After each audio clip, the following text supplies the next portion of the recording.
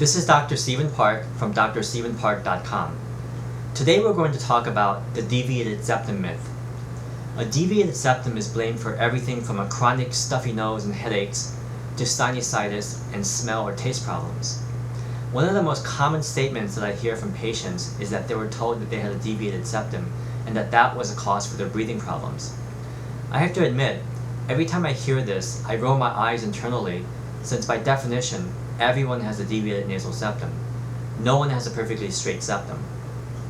What really causes nasal congestion is a number of different factors in addition to the shape and configuration of your septum, including the size of your turbinates, your sensitivity to pollens or weather changes, and even the configuration of your nostrils.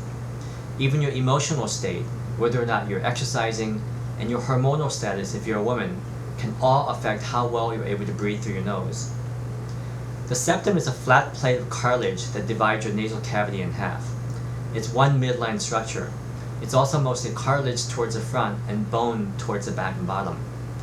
The turbinates are wing-like structures that attach to the side walls of the nose on both sides, opposite the septum. They normally swell and shrink, alternating from side to side every few hours, and this is called the nasal cycle. This is also what swells up when you have a cold or allergy and produces all the mucus. Your nostrils are at the front of the nose towards the side and is made up of cartilage and skin.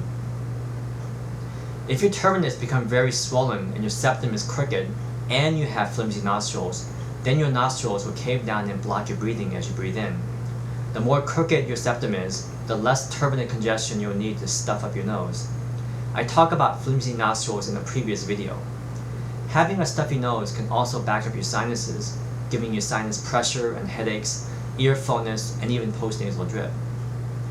If you have a smaller jaw than normal, then it's likely that your nasal cavity, as well as your oral cavity, will also be smaller than normal. This usually means that your tongue will be more likely to fall back when you're on your back, and especially when you're in deep sleep, when your muscles are more relaxed. Many of you will naturally like to sleep on your side or stomach, but if your nose is stuffy, then a vacuum effect is created downstream, and then your tongue will fall back even more despite sleeping on your side, and this prevents you from sleeping efficiently. This vacuum effect can literally suction up your stomach juices into your throat, causing postnasal drip, throat clearing, mucus, chronic cough, hoarseness, and other problems. These stomach juices can then literally go up into your nose or down into your lungs and wreak havoc. You can see how this can aggravate further nasal congestion and perpetuate a vicious cycle. So the next time someone tells you that you have a deviated nasal septum, you'll know what the real story is. If you want more information on how you can finally breathe better through your nose, get my free report at yourstuffynose.com, helping you to breathe better and sleep better. Until next time, this is Dr. Stephen Park.